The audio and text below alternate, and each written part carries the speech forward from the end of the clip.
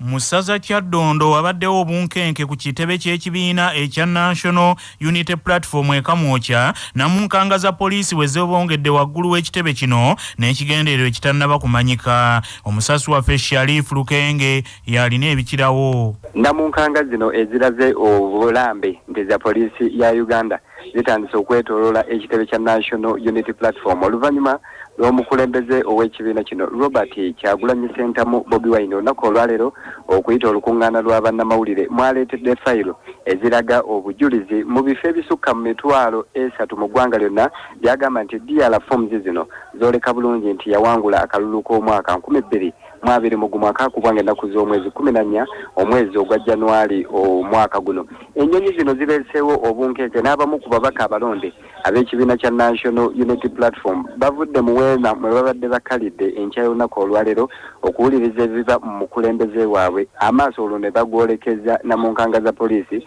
ezeetooloola ekifo kino ng'oggyeko namunkanga zino okuyita ku kitebe kya NUP waggulu okuwekenneenya biki ebigenda mu maaso ate n'ebyokwerinda ekamwokya nabyo byamaanyi nnyo ng'abasirikale bwebali oluvannyuma lw'okufuna amawulire nti wandibaawo enteekateeka ey'okulemesa omukulembeze omulonde ate okukuba ebirayiro.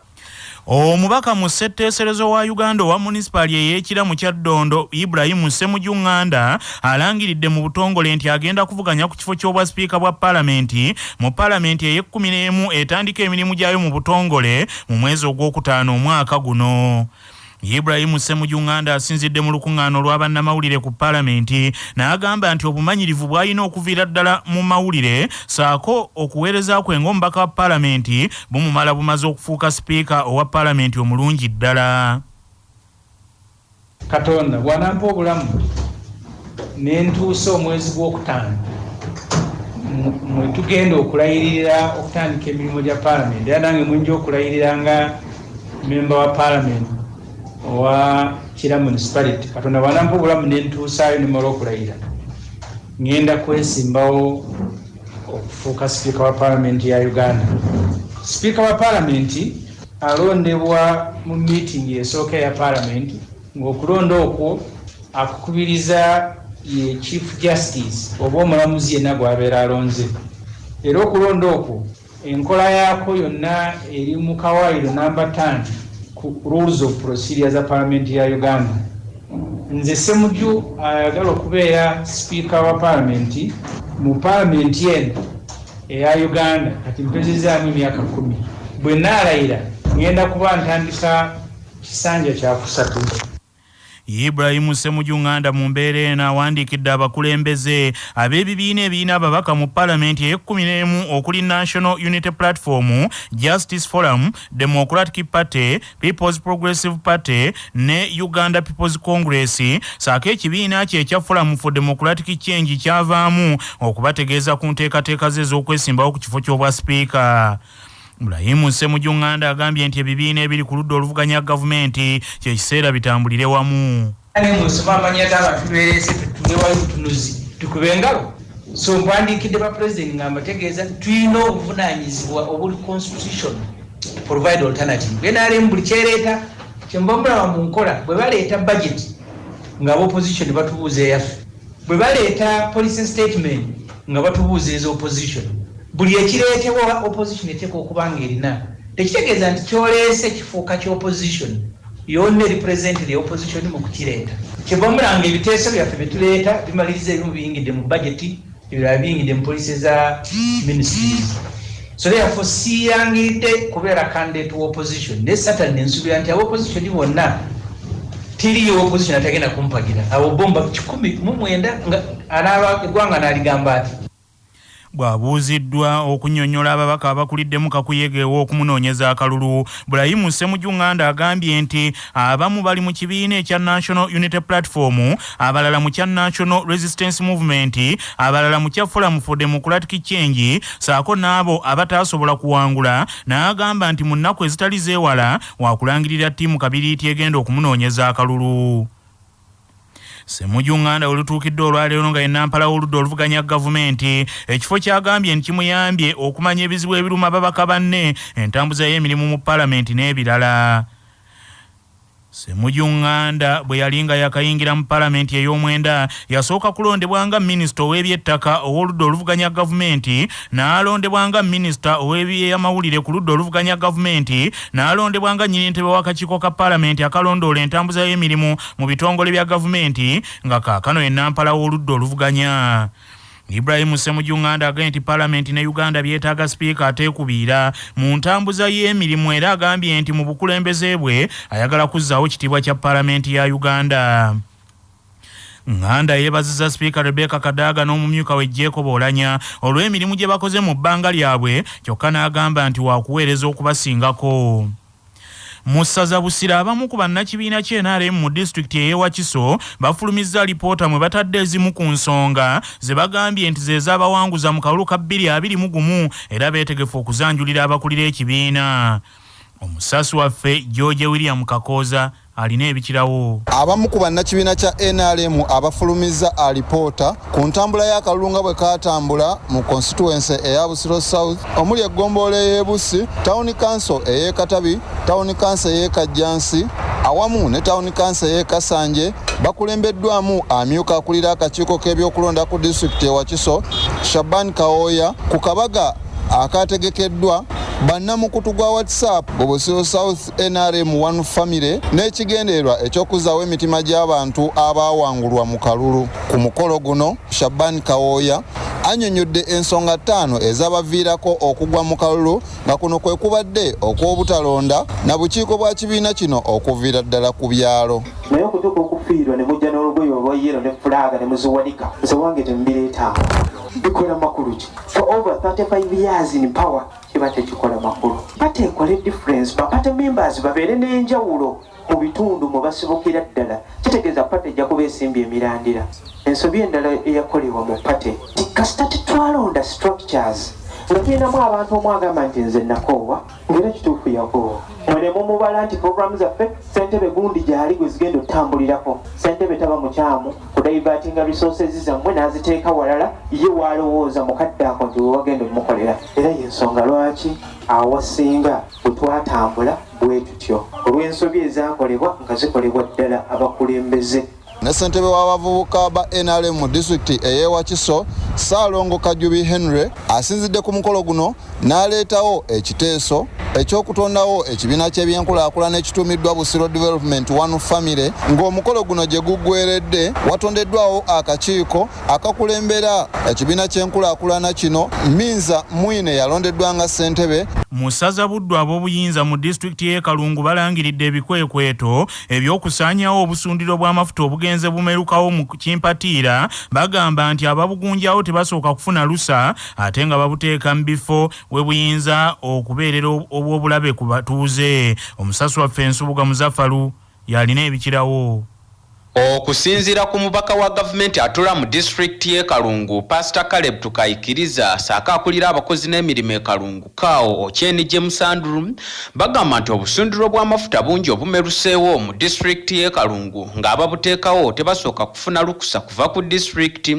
Obumu bagamba nti buteekebwa mu bifo eby'obulabe ennyo nga singa omuliro gubalukawo gwandisaanyaawo ebintu by'abatuuze.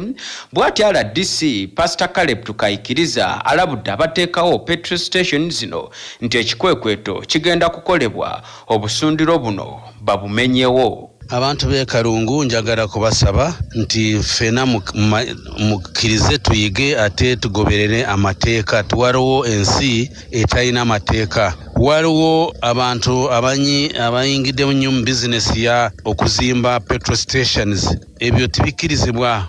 Okwagala kuzimba petrol station jangu ku district ofune clearance kuva wa physical planner no wa environmental officer so that muyinza kuleetawo ebizibu nemuteekako amafuta nga waliwo ebizimbe ne waliwo business makubo tikikirizibwa. Ebyo mbalabula tugenda kubimenya byonna biveeko. Ate musaza Butambala ababbi batandise okubba ebintu by'eddwaliro ery'e Butaaka mu ggombolola y'ekibibi mu disitulikiti ey'e Butambala gavumenti lyakamaliriza okugaziya. Omusasi waffe Patrick Serugo ali Butambala n'ebikirawo. Bino byonna we bijjidde nga gavumenti ng'eyita mu minisitule y'ebyobulamu nga yakamala okusaasaanya ensimbi ezisukka mu bukadde bwa shilingi 15,000 okugaziya eddwaliro ly'okukyalo Butaaka n'erijja ku mutendero gwa Health Center 2 ne lidda ku Health Center 3 nga lino ly'eddwaliro lya gavumenti eritwala eggombolola y'Ekibibi. Kyokka ababbi batandise okulisokoolamu ebintu eby'enjawulo. Omubaka wa gavumenti owa disitulikiti y'e Butambala Lubwama Sulaiman Butcher bw'abadde alambula eddwaliro ly'e Butaaka asanze ababbi baatutte akuuma akakwata eggulu gattako n'ebintu eby'enjawulo okuva ku bizimbe by'eddwaliro. Nga Lubwama Butcher agambye nti ebikola bwe bityo bizza emabega empeereza y'emirimu gya gavumenti, n'alabula nti oyo yenna anaakwatibwa mu bikolwa eby'okusomola ebintu by'eddwaliro ajja kuvunaanibwa, era n'asaba abatuuze nti bamutemyeko bwe balaba abantu ababba ebintu by'eddwaliro. Ndabula abatuuze ab'e Butaaka kuba gavumenti eddwaliro lya Butaaka yalijje ku Health Center 2 n'erituusa ku 3 balitaddemu miliyoni 5 ne babeera nga balirongoosa, naye abatuuze ate batandise okubbamu ebyuma n'ebintu ebikozesebwa nga obuuma obukwata eggulu ne waya ezibeerako batandise ozibba. Tubalabula kubanga ebintu ebyo gavumenti bw'ebikola mu bitundu byaffe ate ffe tulina okubikuuma ng'abali mu bitundu. Mu ngeri y'emu RDC Lubwama Butcher asabye abakulira amalwaliro ga gavumenti nti banyweze obukuumi.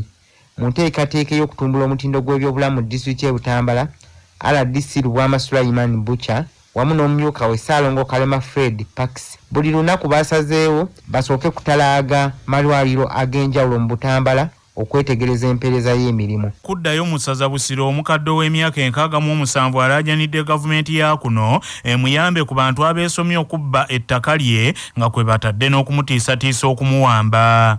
Sabbiiti ewedde waliwo abantu abaalumba amaka ga Ssaalongo Moses Kakande agasangibwa e Bulabi Nsaggu ku luguudo lw'e Nakawuka mu tawuni kanso y'e Kajjansi mu disitulikiti y'e Wakiso ne basaawo emiti gya payini egiri ku bugazi bwa yiika 2 n'okusalaasala olukomera lwa faamu ye era mu kavuvuŋŋano kano ente 2 zaatwalibwa.